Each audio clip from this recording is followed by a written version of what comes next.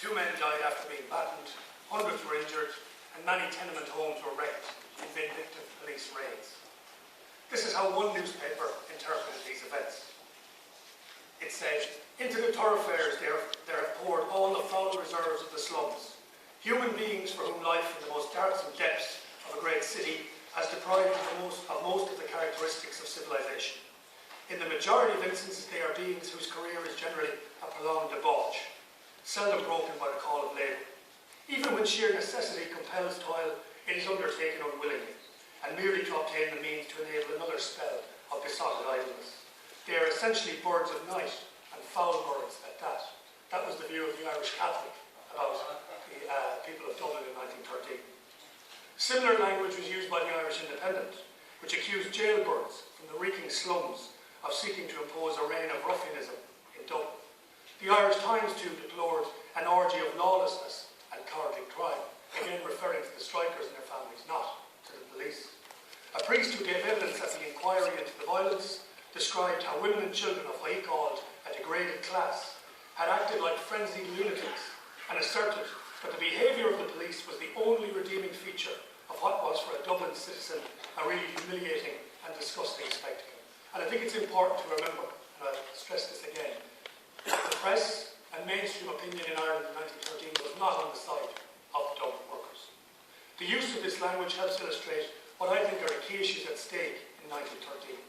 This was not simply a dispute about union recognition, but about class and power. Which class was to dominate a soon-to-be self-governing Ireland? The assumption in 1913 being that Dublin would soon have its own parliament, and Ireland would have home rule at last. That is what most people thought was coming in that year. The 400 Dublin employers were led by William Martin Murphy, and that in itself is significant, because Murphy was a devout Catholic and a nationalist, leading a Dublin business class that was still predominantly Protestant. Having made his fortune in railway building, he owned the Dublin United Tramway Company, the Imperial and Metropole Hotels, Cleary's Department Store, and also controlled several newspapers, most notably the Irish Independent. When Unionists in Ulster asserted that nationalists would never be able to manage a modern economy, Murphy was held up as the answer. Murphy claimed that he was not against trade unions. Indeed, many of the Dublin employers were prepared and did deal with craft unions, but they absolutely opposed the Irish Transport and General Workers Union. Murphy himself said he was shocked at what he saw as respectable workers in his tramway company would join forces with what he termed scum like James Larkin. In contrast to the sometimes elitist craft unions, Jim Larkin had explained that the ITGWU would advocate one society for skilled and unskilled, so that when a skilled man is struck at, out comes the unskilled, and when an unskilled worker is struck at, he will be supported by the skilled tradesman. The one big union, no isolation of a quarrel, solidarity, which was absolutely necessary for unskilled workers. They had to depend on workers across all sectors. Employers opposed the transport union because it was effective. British observers in 1913 noted that the ITGWU had considerably raised the wages of the various sections of industry that it had organised by adopting a very aggressive policy extending the use of the sympathetic strike, the key element again in the growth of the transport union. The Irish Transport Union also held out a vision of a new world to Dublin's poorest. Its popularity was not simply due to its ability to organise and raise wages. In Dublin, a city with the worst poverty in the then United Kingdom, which even the employers admitted. The employers' historian of the Lockout wrote that the Gothic pinnacles of St. Patrick's Cathedral look directly down upon a quarter of a coombe where the degradation of humankind is carried to a point of abjectness beyond that reached in any city of the Western world, save perhaps Naples. But again, admitting poverty existed and explaining the reasons for it were two different things. And many middle-class commentators in 1913, while admitting that the condition of the poor in Dublin was wretched, were quick to blame the poor themselves for their condition. The Transport Union, Larkin and Connolly and others argued differently. Through the Irish Worker newspaper, which sold over 20,000 copies a week in 1913, through the union's social and cultural activities, Dublin workers were given a vision of a new world. The Transport Union instilled self-respect, a sense of pride, in a society in which Dublin's unskilled in particular were looked down on by the upper classes, often despised by the middle class, and sometimes derided by cultural nationalists for their supposed lack of Irishness. By August 1913, the Transport Union had begun to expand its membership from dockers and the unskilled into more established sectors of the Dublin workforce, including the tramway company and the Irish Independent. Murphy and the employers decided to crush it at all costs and made clear that that's what they intended to do. By September 1913, as we know, over 20,000 workers were on strike or locked out. Over the next 5 months, practical solidarity came from ordinary workers across Ireland and Britain. The first shipment of 60,000 food parcels from British trade unionists arrived in late September, the first of several shipments. Workers in Belfast and Derry and Limerick and Cork and in smaller towns across the country gave their support. Radical Republicans, such as Tom Clark, and some writers and artists also backed the strikers. But the mass of middle-class opinion, both nationalist and unionist, opposed the workers. In the press, Larkin was demonised as a foreign troublemaker, an Englishman, and even a Liverpool Orangeman. He wasn't. The Catholic Church worried about the impact of what it saw as godless anarchism on its flock.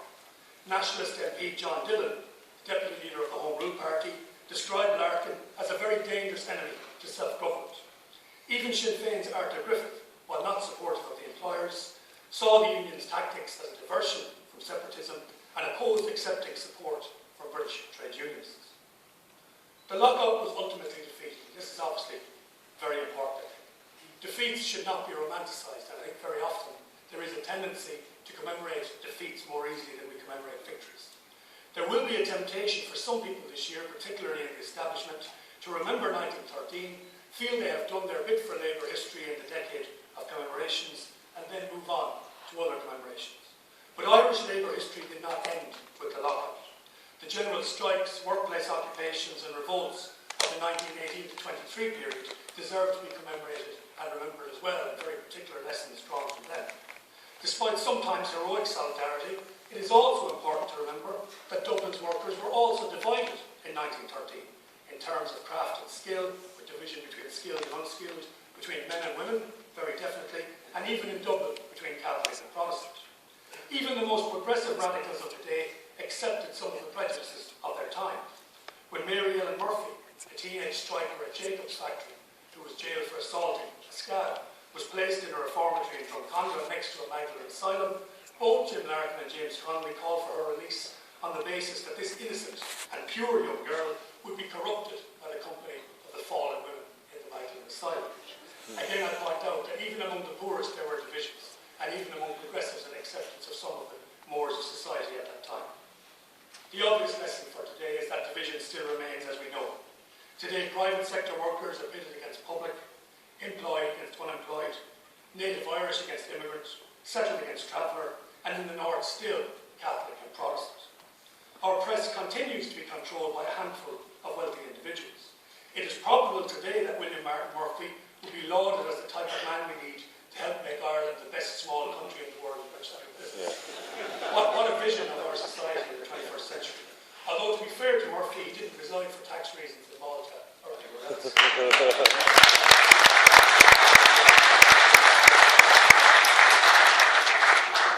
Many media commentators compete to tell the low paid that they no longer need trade unions, that while they might have been relevant in 1913, we no longer need them anymore, and of course the mantra that austerity is working is everywhere. The localities at the centre of the lockout, Dublin's north and south inner cities, the area around Liberty Hall, remain among Ireland's poorest. The people who live in them, often still stigmatised, sometimes in very similar terms to those used about the inner city poor in 1913. So then, a lot of unfinished business